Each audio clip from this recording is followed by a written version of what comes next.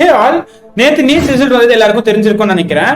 NEET result வந்ததுக்கு அப்புறமா எனக்கு வந்து நிறைய கொஸ்டின்ஸ் வந்துச்சு. என்ன இது, எப்பவுமே என்டிஏ வந்து நைட்டு ரிலீஸ் பண்ற நீட் ரிசல்ட்டை வந்து இன்னைக்கு இவ்வளவு சீக்கிரம் ரிசல்ட் ரிலீஸ் பண்ணிருக்கானே, 4 PM தான் ரிசல்ட் வந்திருக்கு, அதுவும் எலெக்ஷன் டே எதுக்கு ரிசல்ட் ரிலீஸ் வந்திருக்கு அப்படின்னு சொல்லி பார்த்தோம். அதே மாதிரி May 5 நடந்த எக்ஸாம் பேப்பர் பீகார்ல நிறைய இடத்துல ரிலீஸ் ஆயிருக்கு, லீக் ஆயிருக்கு பேப்பர் அப்படின்னு சொல்லி சொன்னாங்க.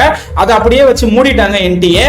பட் இதெல்லாம் போய் இப்ப எடுத்து பார்த்தா ரேங்க் லிஸ்ட சேம் சென்டர்ல இருந்து சேம் சென்டர்ல எக்ஸாம் எழுதின பசங்க நிறைய பேரு இங்க AIR 1 வந்திருக்காங்க. இங்க ஹரியானா பாருங்க, இந்த இடத்துல தமிழ்நாடு பாருங்க, தமிழ்நாடு சேம் இன்ஸ்டிடியூட்ல எழுதின பசங்க எல்லாம் நிறைய பேர் வந்து ஒரே AIR 1 எடுத்துக்கிறதுக்கு எப்படி அது பாசிபிலிட்டிஸ் இருக்குன்னு எனக்கு சத்தியமா புரியல. ஸ்டூடெண்ட்ஸ் வந்து ஜோக்கு நினைச்சிட்டு இருக்காங்களா இங்கன்னு சொல்லி எனக்கு புரியல.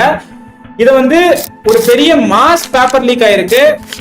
Indian education is not at all